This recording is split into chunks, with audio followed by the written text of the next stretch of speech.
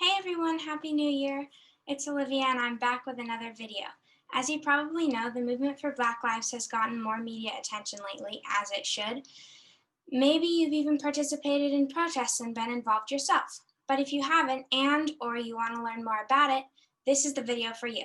Today I've got a super special guest, Julia Clark. She was my camp counselor at an activist camp I just did over winter break called YEA Camp. She's a Black Lives Matter activist and she's here to tell us about that. Welcome, Julia. Thanks so much for being here. Thank you so much for having me, Olivia. You've done a lot of activism, including one extremely awesome thing. Could you tell us about that? Sure. So probably my biggest accomplishment in activism so far has been that I was able to change the name of my high school. So I originally went to Jeb Stuart High School, which was named after a Confederate general who fought for the enslavement of Black people and was a very racist individual. And so I was able to lead a student organization called Students for Change that was able to change the name of my high school from Jeb Stuart High School to Justice High School after 2.5 years. Wow, that's so amazing. Could you tell my audience about your experience growing up as a Black woman in a racist and sexist society? Yeah, so I think that for me as a Black woman, the hard part about growing up was not the fact that I was Black, but the fact of how other people treated me, because I love being Black. I love being a Black woman. I love my family, my culture.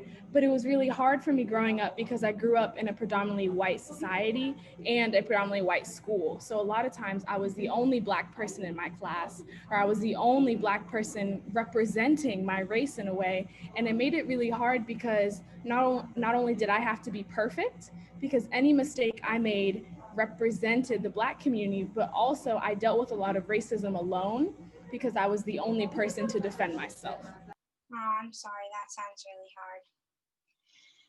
You told me that a lot of different issues tie into racism. Could you talk a bit on that? Yeah, sure. So something that I've talked about a lot during the years is how every social justice issue can tie back into racism. So one great example is environmental justice. So with climate change and factory farms and everything happening right now, it all ties back to racism because the people that are affected the most are people of color, Black people specifically. A great example of this is Flint, Michigan, how Flint, Michigan still does not have clean water after years and years and years of activism and protests because the pollution of the area has just caused so much water pollution that their water is actually running brown. So environmental justice is a great example of that because the first people affected are the people that are most oppressed, which is going to be minorities. And so that can tie along with a lot of other issues as well. Oh, okay. Could you name 3 actions that white people can take to support the Black community? I would say that the 3 actions you can take right now is first, we need white people to listen. We need y'all to listen when we speak because a lot of times 2 things happen. One, either we're not listened to. The reason we have the problems we have today is not that nobody ever noticed and it's just coming up now. Is that Black people have been asking, yelling, screaming about these issues and we've just been ignored. So the first thing that we need is to be listened to. And that doesn't mean that, you take our words and you make it your own. It just means that you uplift the voices that are already happening. So if you have somebody in your life, give them support, give a minority in your life support in any way you can. Listen to them, listen to what they need, and then act on that. Another way, especially with the Black Lives Matter movement, is, what we need right now is funds, if we're being honest, because people need protest supplies. Organizations are losing money every day, but the fight is still going. Nothing really has changed from January up until now, the new year.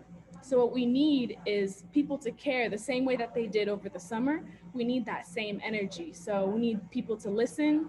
We need people to donate, to provide money to causes that really need it, and also for white people to show up. So come to protests, protect your peers, and really act as allies and accomplices in protests and outside of protests.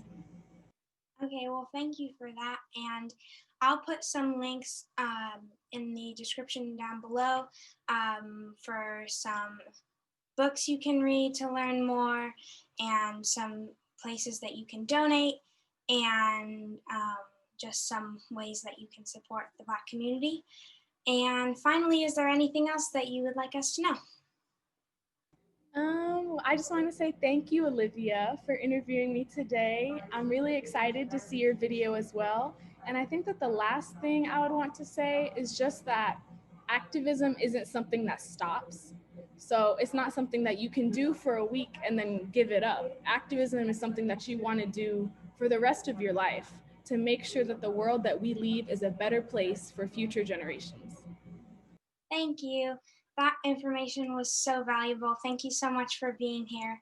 And you guys can check more out on Julia by following her Instagram, which I'll put in the description. Please like and subscribe, and I'll see you in my next video. Thank you so much. Bye. Thank you.